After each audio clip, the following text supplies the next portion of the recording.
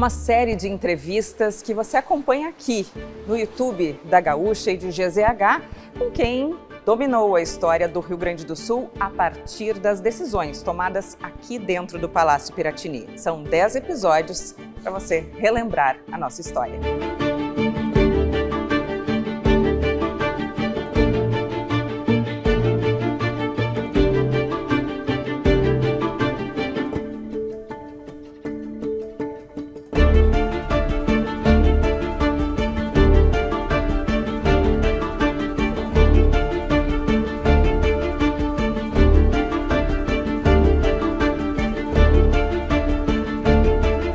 Chegou a vez do Memórias entrevistar, receber de forma remota Antônio Brito, ex-governador do Rio Grande do Sul, aqui no telão, lhe vendo, para saber primeiro onde é que o senhor está e como o senhor ainda tem as suas relações com o Rio Grande do Sul. O senhor vem aqui de vez em quando. O que o senhor está fazendo da vida, governador? Tudo bem? Meu abraço a ti e a todos que nos acompanham.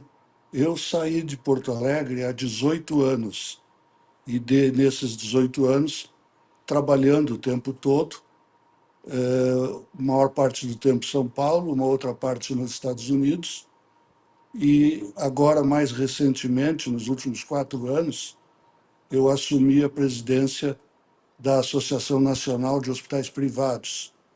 Então, trabalho nisso. A minha família está uma parte aqui, outra parte nos Estados Unidos. E, mais recentemente, nos dias de hoje, a minha maior preocupação é me recuperar. Eu tive um problema de saúde sério que me levou a operar o coração, a aorta. Então, estou aqui em plena fase de recuperação e espero, já voltei a trabalhar aos pouquinhos, mas espero daqui a, digamos, um mês, estar plenamente de volta ao trabalho. Não desligo, obviamente, do Rio Grande do Sul. Leio o noticiário daí todos os dias, sofro com o Grêmio todos os dias e, à medida do possível, a gente vai acompanhando. Eu não tenho mais nenhum vínculo eleitoral, partidário, mas ninguém deixa de ser gaúcho, e um gaúcho que teve a honra de ser governador não tem o direito de não se preocupar com as coisas do nosso Rio Grande, né? O que lhe preocupa hoje, primeiro, claro, lhe agradeço mais uma vez por nos atender, o senhor se recuperando dessa situação de saúde, mas o senhor fala aí, um gaúcho acompanhando de fora. Alguma coisa lhe preocupa aqui no Rio Grande do Sul hoje? Como o senhor vê o Rio Grande do Sul a partir de São Paulo? Alguns amigos meus me criticam porque dizem que eu deveria usar as eventuais entrevistas para só destacar o lado positivo. Eu, por uma questão de temperamento e um pouco pelo jornalismo, eu não consigo ver um lado só.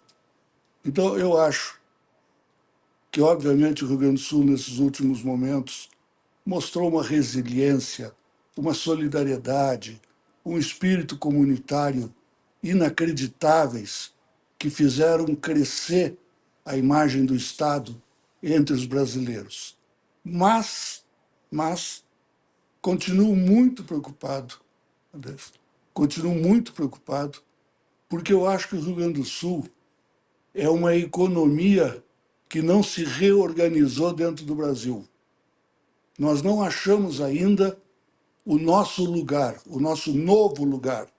Todos conhecem a história do Rio Grande, todos sabem que aquilo que nos trouxe até aqui já não é suficiente para gerar impostos, gerar empregos, gerar habitação, gerar estradas.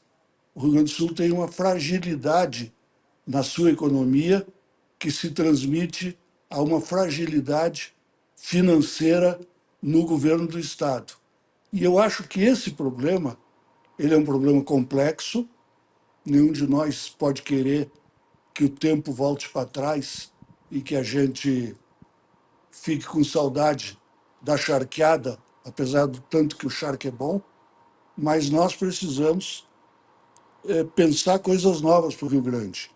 Há coisas positivas acontecendo.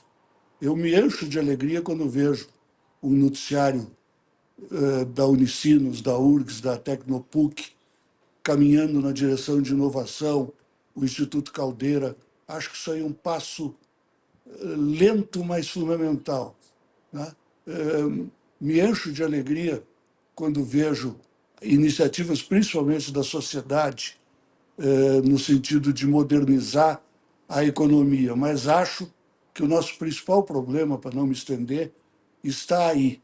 A economia gaúcha, ela ainda não encontrou um lugar, digamos, confortável, minimamente confortável, na estrutura da economia brasileira. Bom, a gente ouviu os outros ex-governadores também, e por todos passa esse aspecto da economia do Rio Grande do Sul, das finanças do Rio Grande do Sul também, sempre como um empecilho, sempre como um problema. No seu governo, como foi a economia naquele período, como estavam as contas naquele período, porque a gente vem falando de dificuldades há décadas, e como o senhor enxerga que a gente pode, de fato, melhorar a partir de iniciativas como essas, de inovação, de polos que tratem desses temas? Eu sempre parti de um pressuposto que me parece óbvio, mas me parece verdadeiro. Por mais que tu pretendas, e é necessário, cortar privilégios, cortar penduricalhos, reduzir desperdícios dentro da máquina pública, a soma de todos os cortes não gerará os recursos que o Rio Grande precisa para a segurança, para a saúde, para a habitação, para a educação e por aí vai. Então, a saída do Rio Grande tem que ser mais desenvolvimento. Agora, o mais desenvolvimento não se encontra olhando a coluna lá do Leandro Stout, aquelas coisas lindas do passado. A coluna do desenvolvimento depende de olhar primeiro para o futuro, incorporar atividades novas, buscar atividades novas.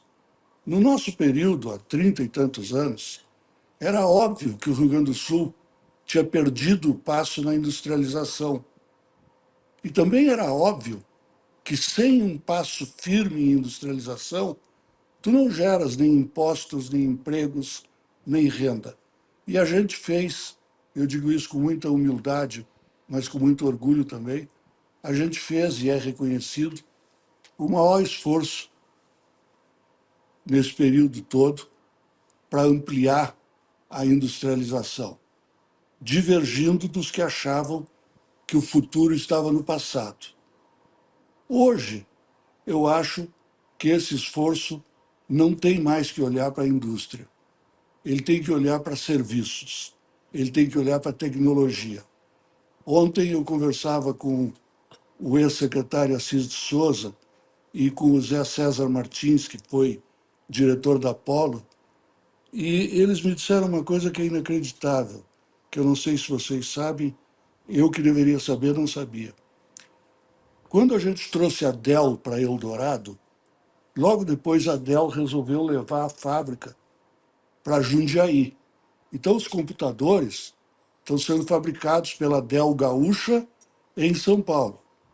E o que ficou em Eldorado? Vou dizer com ironia e entre aspas. Ficou apenas o desenvolvimento de software. Pois bem, o setor de software da Dell, instalado na simpática Eldorado, tem hoje, paga mais salários e distribui mais renda do que toda a renda da fábrica em Jundiaí. O que é isso? Isso é um mundo novo. E eu acho que é por aí que a gente tem que ir. Só que, permita mais esse acréscimo, esse Claro. caminho não é um caminho de um governo. Esse caminho exige uma coisa que talvez seja o problema número um do Rio Grande. A gente vai ter que fazer, um dia vai ter que fazer, vai acontecer, de juntar A com B, gremista, colorado, e dizer, vem cá, tem algumas coisas aqui que a gente podia colocar para fora da briga. Nós queremos serviços, queremos. Vamos aprovar aqui um acordo para um plano de 10 anos, de 20 anos, de 30 anos, em favor de instituições, por exemplo, como URGS, PUC, desculpem as que eu não estou citando, Unicinos e tantas outras, a questão política vem prejudicando a definição de objetivos de médio e longo prazo. Eu vou voltar para o tempo atual daqui a pouquinho com o senhor, mas eu quero ir lá para a década de 80, falar um pouquinho da sua vida e de como o senhor se prepara para ser governador do Rio Grande do Sul e se prepara para ser uma figura muito conhecida no Brasil, que já era pelo jornalismo. O senhor já falou aí que ser jornalista lhe impede de ver um lado só e sempre está procurando outras versões. Mas aí o senhor assume como porta-voz de Tancredo sem imaginar o que vinha pela frente. Aquilo ali lhe projetou, né? Foi um momento, eu imagino, muito difícil, mas lhe projetou nacionalmente como um nome muito conhecido. Eu vou te contar uma coisa, Andressa, que eu não me lembro de já ter contado. Eu trabalhava em Porto Alegre, na RBS, e aí, aos 26 anos, dirigia o jornalismo da RBS TV. Quando achei que deveria dar um passo adiante no sentido geográfico e ir para Brasília, porque eu estava extremamente inquieto e excitado com a ideia de que a gente caminhava mesmo para a democracia, né? E acabei, para surpresa de todo mundo, deixando uma situação extremamente positiva. Eu não tenho como agradecer à RBS por isso, e fui para o desafio. Quando eu entrei no avião, me lembro como se fosse agora, deixando Porto Alegre e indo a Brasília, onde passaria a morar, eu digo, bem, agora mesmo é que eu nunca mais vou ser político. Meu pai era político, eu queria ser político, eu amava política, mas se numa cidade onde eu nasci, nasci em Livramento, mas se num estado onde eu nasci, eu estou indo embora, não vai ser lá em Brasília, onde eu não sei nem onde é que fica nada, pois essas coisas da vida, né? Daqui a pouco estou eu dirigindo o jornalismo da Globo, daqui a pouco o doutor Tancredo me chama, daqui a pouco acontece tudo o que aconteceu, e a política da qual eu, de alguma forma, fugi, foi me buscar, né? E eu tenho muito orgulho do período em que fiz política. Eu nunca entendi política como carreira, eu não nasci político, não, e estou há 20, quantos? 20, oh Deus, 25 anos, 24, fora de qualquer partido, mas tenho muito orgulho, porque eu não acho que a gente vá a lugar nenhum sem política.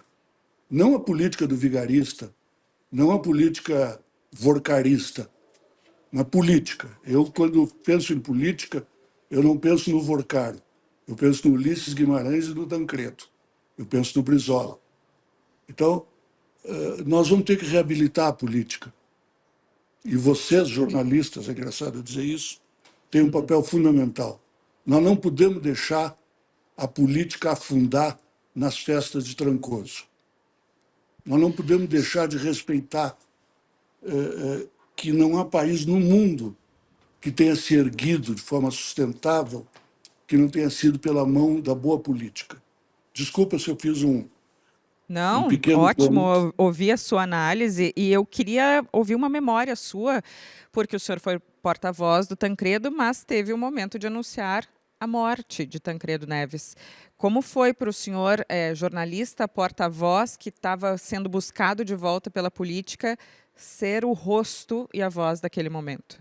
Tu tens uma carreira bonita em jornalismo, tu já pegaste o microfone para narrar enormes alegrias e enormes tristezas coletivas, e tu sabe que ninguém consegue ser jornalista se de alguma forma mantiver a racionalidade para analisar, mas colocar um elemento de afetividade para poder tentar sentir o que os outros sentem. Então, para mim, a principal questão envolvendo aquela atividade de porta-voz do Dr. Tancredo é como é que a gente era frio no sentido de racional para não deixar o país entrar numa situação onde de repente até se perdesse um pouco o controle das situações, mas de outro lado entender que ali estava uma coisa inacreditavelmente emocionante. Olha que ironia. Nós estamos falando de um momento onde a esperança de um povo não passava pela rede social. A esperança de um povo residia em uma pessoa e no que ela significava. A esperança do povo era a política. O que a gente fez de errado que 30 anos depois a esperança do povo não passa nem perto da política? E será que tem alguém, além de uns malucos que andam por aí, que realmente acredita que a gente vai para frente sem política? Bom, pela política, daí o senhor era o porta-voz, vira deputado federal constituinte, foi ministro da Previdência do governo Itamar Franco, e aí o senhor vem para uma disputa no Rio Grande do Sul. Rio Grande do Sul, o senhor falava antes sobre essa união necessária para um projeto para o Estado, unindo diversos espectros. E o senhor entra num momento ali em que tem uma mudança total, né? De um partido, vem um PDT, vem a MDB, PMDB, vem um PT, e aí vão trocando desta forma ao longo dos mandatos. Como o senhor chega ao governo do Rio Grande do Sul depois dessa trajetória, e por que o senhor acha que venceu quase em primeiro turno, né? O senhor quase passou ali da barreira dos 50%. Eu acho que a vitória, ela teve... Toda vitória em política nasce da correta leitura do momento onde está acontecendo a disputa. Acho que a gente leu corretamente, a gente não sou eu, o Rio Grande do Sul, que o Rio Grande do Sul precisava mudar de discurso, precisava buscar desenvolvimento, precisava entrar numa agenda nova. Nunca se construiu tanta estrada, e os presídios, e isso. Mas para fazer isso precisava de maioria. E olha, eu estou 30 anos atrás. E aí a gente teve, me perdoem que eu diga isso, teve a coragem de atravessar a rua e ir procurar o PDS.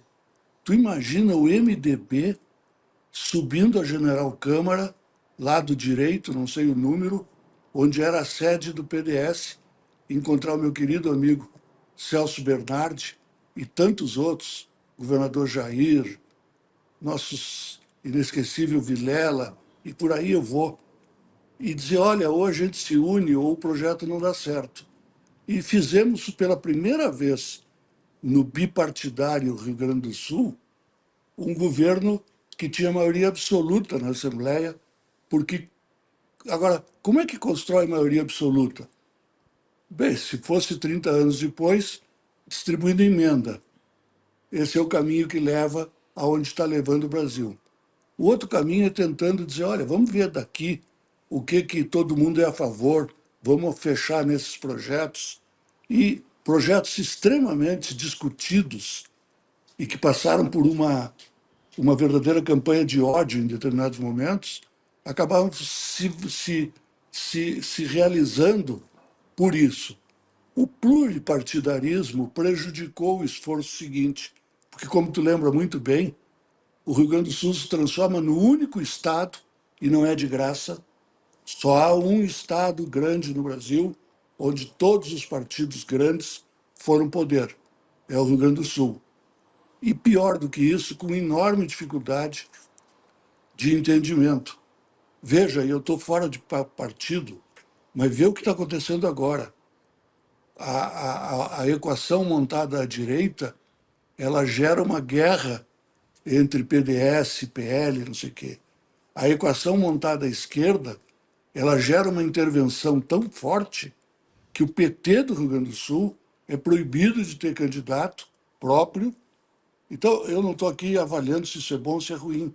Eu só estou dizendo que a estrutura partidária no Rio Grande do Sul tem uma qualidade. Ela é melhor do que a estrutura brasileira, sem dúvida. Mas ela tem um problema. Como é duro fazer acordo no Rio Grande do Sul. Quero ouvir com o senhor, assistir junto com o senhor ao seu discurso da vitória. A história de uma eleição é sempre, depois de a corrida à eleição, a história simples de contar.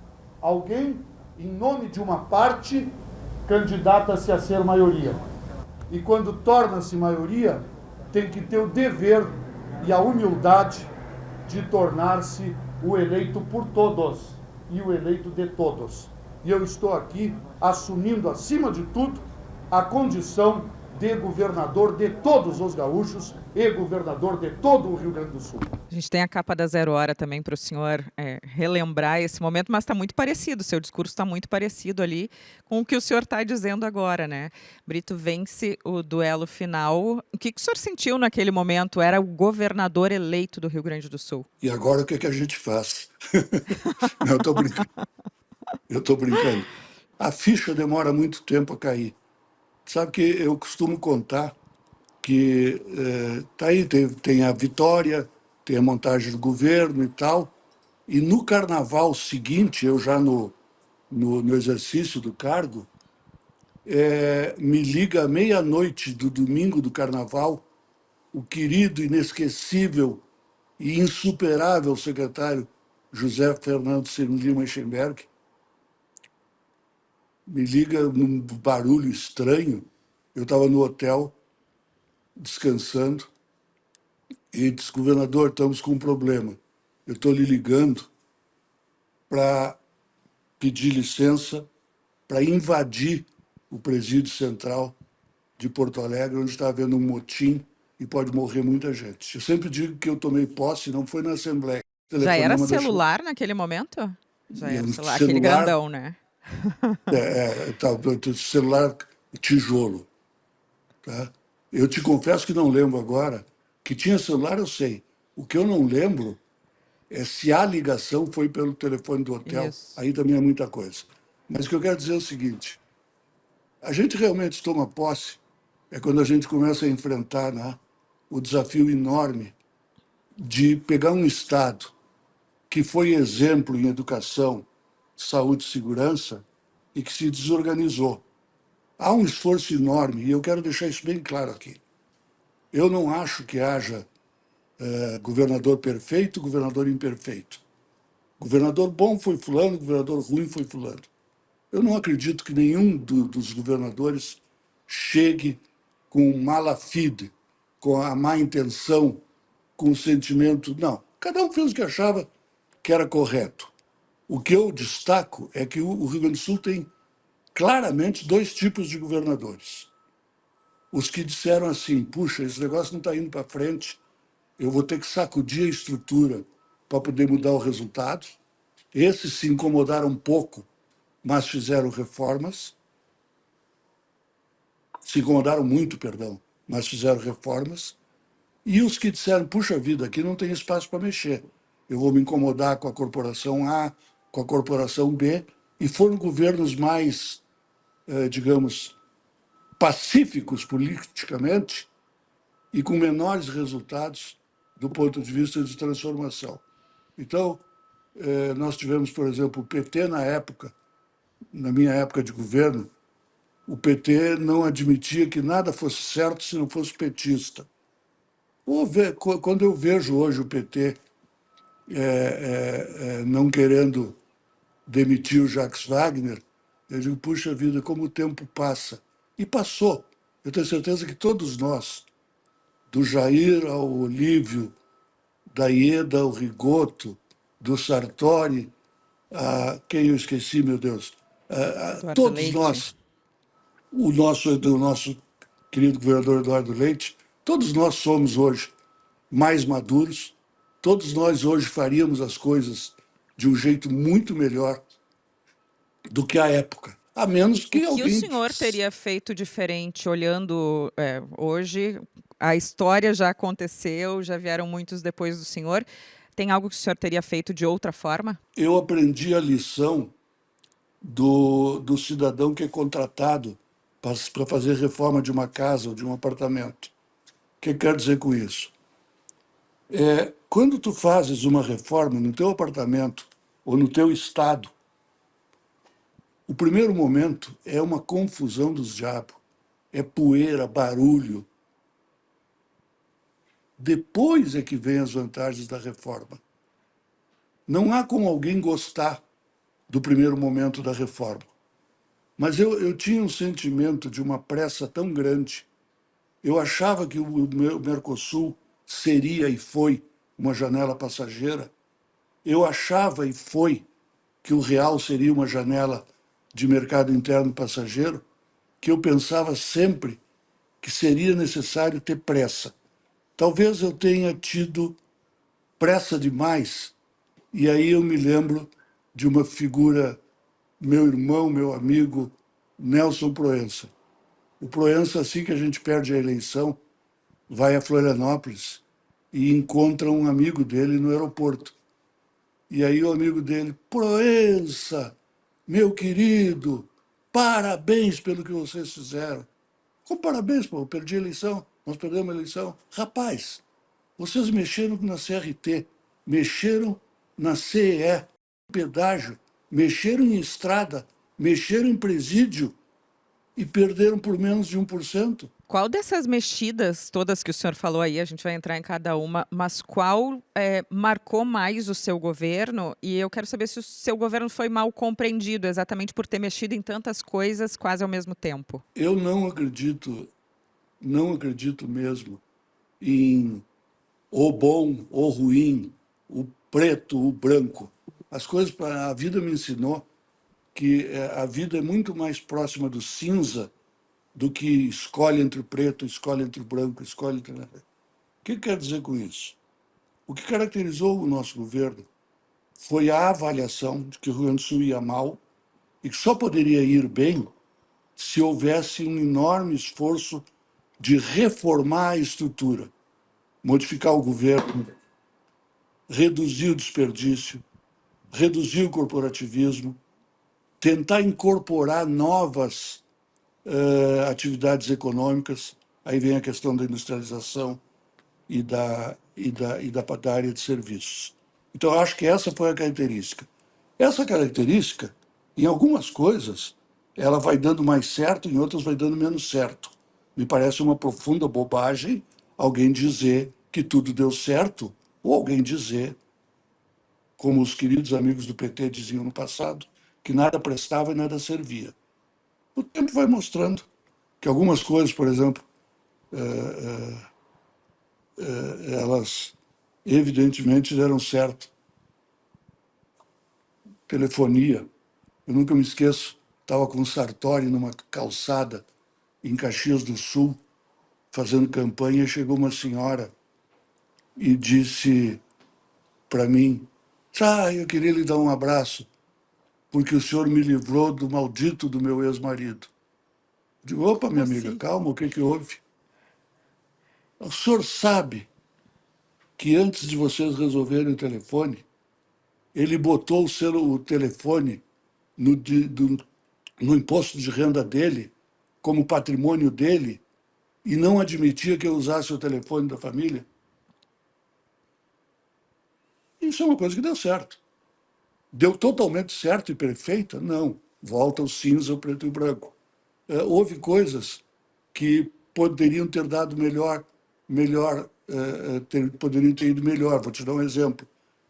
A matriz de cálculo para fins de pedágio, ela ficou envelhecida muito cedo. Hoje a gente tem, aliás, sob a mão do PT, hoje a gente tem aí a ideia por número de quilômetros, enfim, todas essas mudanças tecnológicas que permitiram soluções mais equilibradas. Eu tenho 74 anos, acabei de, há menos de 2 meses, tirarem o meu coração do lugar e mexer em tudo. Eu não tenho mais o direito de, aos 74 anos, ter paixões de que isto é a maravilha e nada além disso, e também não tenho o direito de ter decepções ou depressões a nível de isto não presta, nada serve. Eu sou cada vez mais uma pessoa em paz com o que tentou fazer e com o que ainda quer tentar fazer, respeitando os outros, achando que cometeram erros, como eu também cometi, e rezando, realmente rezando, para que o Rio Grande do Sul, não sei quando, nem sei se eu pego isso, mas se a gente consegue ter um metabolismo político e partidário melhor. Está terminando uma geração se foi a geração, vejam, os candidatos a governador são o Zuco, a Juliana, o Gabriel Gabriel e o Maranata. e o Maranata.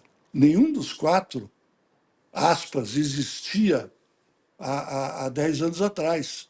Né? O único que permanece nessa eleição há mais tempo é o Rigoto, e, num segundo momento, com pausas e intervalos, etc., a Manuela. E me perdoem se eu, por não mexer muito nesses arquivos, estou esquecendo alguém, mas em termos gerais é isso. Então, nós estamos claramente entrando numa nova geração. O que vai caracterizar essa nova geração? Vai ser uma Assembleia eleita, onde A vai ganhar, e no dia seguinte B anuncia oposição total, integral, definitiva e imexível contra A. Se for isso, a gente tem emoções fortes pela frente. O senhor falou que teve pressa e talvez a pressa tenha lhe atrapalhado, mas tem algo pelo qual o senhor se arrepende? Não que ele tire o sono, o senhor já disse que está em paz com o que fez e o que tentou fazer pelo Rio Grande do Sul, mas tem algo que o senhor se arrepende ou faria de outra forma? Eu acho que existe uma diferença importante entre um governador ou um governante qualquer saber que uma coisa tem enorme chance de dar errado, que é errado, e insistir em fazer o errado. Com a outra situação onde escolhe um caminho e o caminho, por fatos posteriores, acaba não dando certo. Então, eu diria que arrependimento deveria caber quando a pessoa tinha um caminho errado, insistiu no caminho errado e levou para um resultado errado. E não arrependimento, mas avaliação de que não deu certo por fatos posteriores, é uma outra situação. Eu duvido que haja alguém que se atreva a dizer, olha, eu não mexeria em nada, eu não mudaria nada. É um caso para ser estudado.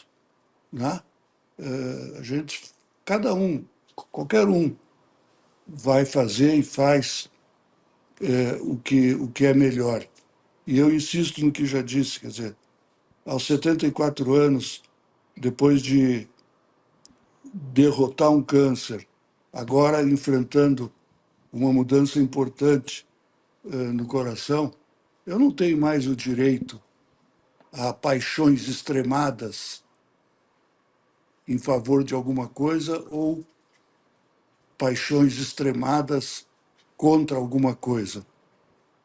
Ódio e paixão acho que não combinam com 74 anos. Tenho muito orgulho do que a gente tentou fazer, tenho muito orgulho de ser um governo que foi respeitado pelo esforço de colocar o Rio Grande num outro caminho. Tenho respeito a todos os que exerceram o governo antes e depois da gente. E, acima de tudo, tenho a enorme esperança de que a gente consiga entrar num passo melhor em termos políticos no Brasil e especialmente no Rio Grande do Sul. Qual a melhor lembrança que o senhor tem do Palácio Piratini? Algum momento, algum jantar, algum pensamento que o senhor teve lá dentro e que lhe traz um sorriso no rosto?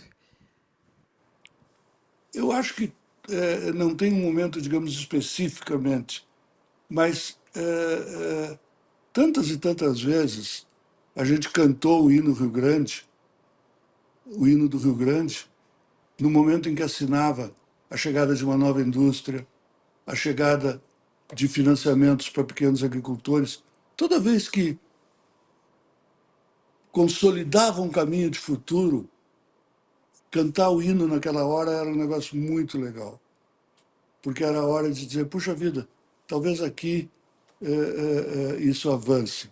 Então eu tenho profunda emoção, eu não sei dizer o nome do município, ou dos municípios, mas está lá, município de 1.500, 2.000 pessoas, 150 pessoas num palanque, e está ali anunciando um ginásio para a cidade, uma delegacia uma escola, um posto de saúde. Eu acho que essa é a grande gratificação. É quando a gente enxerga caminho, enxerga estrada para andar adiante. E momento difícil, o senhor lembra de algum específico que o senhor se sentiu sozinho, que o senhor viu que era muito pesada aquela cadeira do gabinete do governador? Há dois momentos que para mim foram muito difíceis. O primeiro, quando eu me dei conta de que não haveria negociação em torno de questões estratégicas, como, por exemplo, fazer programa de concessão, resolver a questão da telefonia, e que a gente ia ser alvo de uma verdadeira campanha de ódio, né? Tanto por parte, principalmente do PT, o PT antigo, aquele que eu não confundo com o de hoje, né? O PT de hoje é outra coisa, mas o momento onde a gente sentia que na sala do lado tinha ódio. E outro momento muito duro foi quando a gente jogou tudo para trazer a fábrica da Renault e, por coincidência, era no dia do Tá na Mesa, uma quarta-feira, como é sempre, da Federação, e aí me liga, nunca esqueci o nome dele, Pierre Pupel, diretor da Renault no Brasil, para agradecer muito e tal, e dizer que tinham ido para o Paraná. E aí faltava 5 minutos ou 10 para fazer um discurso sobre como a gente estava tentando vencer e comunicar a derrota. E aí eu me lembrei da minha mãe, Yolanda Brito, que faleceu por conta de Covid há 3 anos. E aí eu disse para eles, para quem estava lá naquela reunião, que eu era filho de uma pessoa, que eu era filho de uma pessoa que jamais tinha admitido se entregar para a derrota. E que o que a gente ia ter que fazer era sair correndo atrás e um dia ia dar certo. E deu certo, né? Então, eu acho que é isso que tem que ser feito, né? Quem foram seus grandes amigos? O senhor já citou alguns nomes aqui, mas grandes amigos na política. Se o senhor puder citar dois, três. Olha, essa é a pergunta mais difícil que você me fez, porque tu tá lembrando, a gente tem, entre os orgulhos que eu tenho, a gente fez um secretariado que todo mundo, inclusive que foi oposição, reconhece que era um secretariado de pessoas conhecidas, respeitáveis, competentes. Né? Eu vou fazer uma coisa atrevida, que é lembrar nomes, mas amigos pessoais e exemplos de ativistas políticos, o Busato, o Proença, o Eichenberg, o querido Fogaça, né? Uma pessoa para quem eu devo tanto como o Guazelli, o Simon, apesar das divergências, é uma pessoa que eu respeito, apesar do que ele me fez em determinados momentos, mas respeito, é uma figura O que ele historicamente. fez que mais lhe marcou na vida, assim, que o senhor traz essa carga? Ele tomou umas garrafinhas de ódio num determinado momento e tentou trabalhar comigo na base do ódio, mas isso passa, da minha parte, nenhum ódio. Ele resolveu me misturar com outras pessoas que ele sabe bem que eram, são e serão muito diferentes em termos éticos e de caráter comigo. Mas veja, meu respeito a todo mundo. Bom, o senhor não quis morar no Palácio Piratini, né? O senhor não teve essa. Poucos governadores moraram lá. Por que o senhor não quis? Eu vou ser super sincero.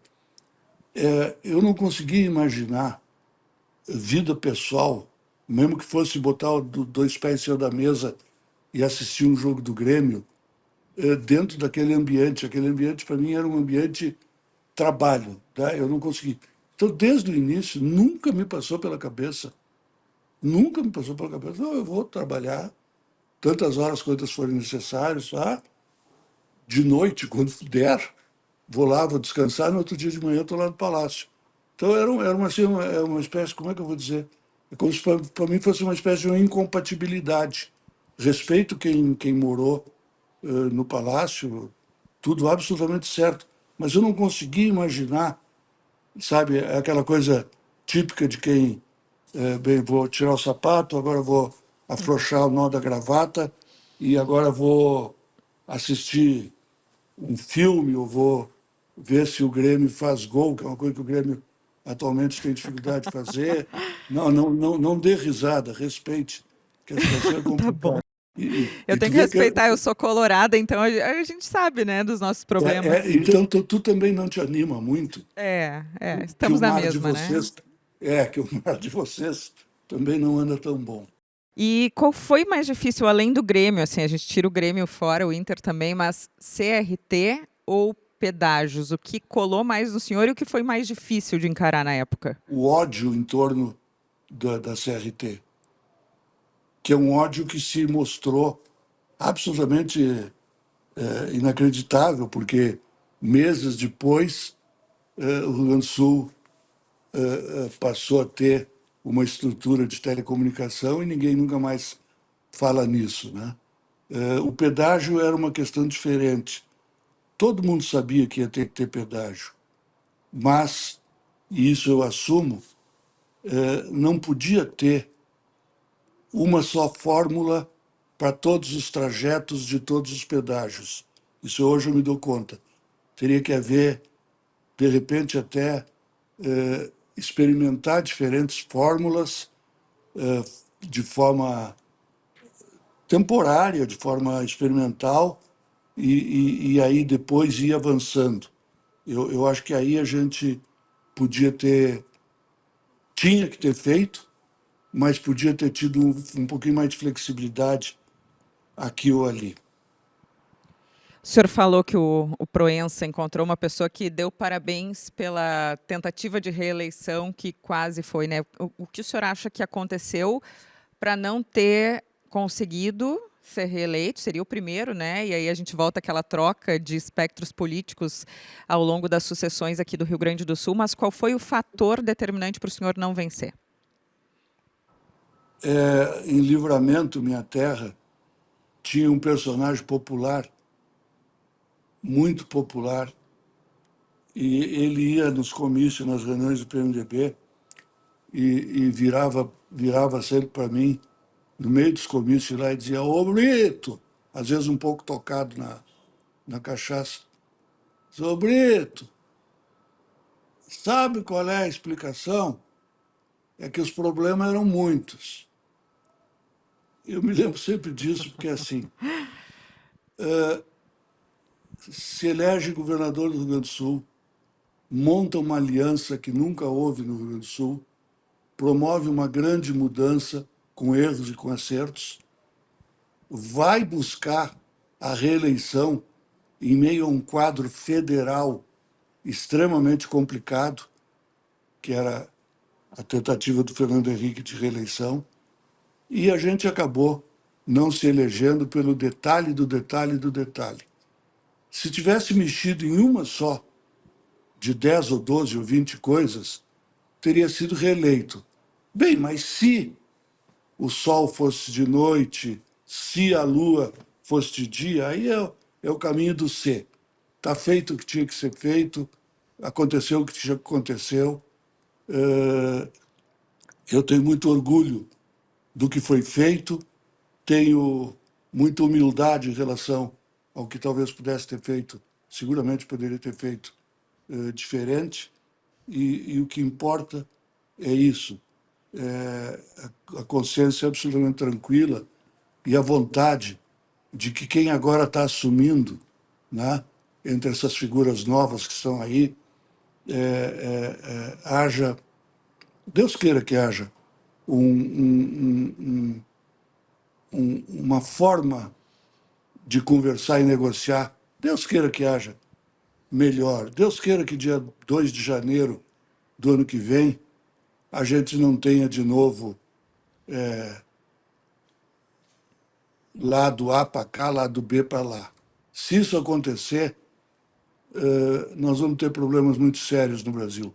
Nós já estamos tendo e vamos ter muitos. O que aconteceu quando o senhor perde Olívio eleito governador do Rio Grande do Sul e o senhor não fica para transferir o cargo para ele? Por que o senhor não ficou? Essa é uma história que sempre é difícil de contar, porque as pessoas podem, e têm todo o direito de não entender. Tão logo houve a eleição, a gente ofereceu, como era obrigação, através do secretário Mendes Ribeiro, que procurasse o governo eleito e dissesse que contassem com tudo que precisavam do governo que saía, e manifestando a preocupação com o clima de violência, de violência. Então nós começamos a pensar várias fórmulas. Por exemplo, fazer a posse do novo governo pela manhã, na Assembleia Legislativa, numa festa que merecidamente seria só de quem é novo governo, e à tarde, uma transferência de cargo. Resposta: não, de jeito nenhum. Tentar organizar que houvesse um momento onde quem fez o que achou que devia fazer durante 4 anos pudesse cumprir a sua etapa, pegar o carro e sair, e a etapa merecida e alegre, não. O ódio tinha que sobreviver. E eu achei que teria enorme desgaste em dar uma contribuição anti-ódio. E foi o que fiz. Viajei na véspera e no dia seguinte a festa foi só de quem havia ganho. Continuo convencido que, se não fosse isso, a gente teria tido problemas muito graves de ordem pública naquele 1º de janeiro. O senhor não faria diferente hoje? Não, de jeito nenhum. Mas eu tenho a esperança, vê bem, ó, eu não vou, obviamente, sugerir isso para ti, mas quem quiser, pega os jornais, pega a Zero Hora, pega a Atualidade, pega o ódio daquela época, né, poderia ter sido substituído por uma coisa civilizada. Né? Até hoje ninguém teve o gesto nesse sentido. Agora, isso importa? Sabe o quanto que isso importa? Nada. Passou, foi. Passou, foi. Eu E o quero que saber o importa é a que foi gente olhar para mais. frente. Eu quero saber o que foi mais desafiador na sua vida. Se é ter sido jornalista, chefe de redações importantes, governador do Rio Grande do Sul ou pai de trigêmeos. O que é mais difícil? Olha, a Luciana e eu temos muito orgulho de ter 3 meninos, o Pedro, o Bernardo e o Caetano, e tu sabe, tu está agora com a experiência da maternidade, o desafio de, nesse mundo maluco, cheio de ódio, deixar em pé uma pessoa que tenha alguns valores, que tenha, que pare em pé como uma pessoa com caráter, eu acho que é uma coisa fantástica. O desafio de governar um Estado do tamanho da importância do Rio Grande do Sul é outra coisa que não tem dimensão.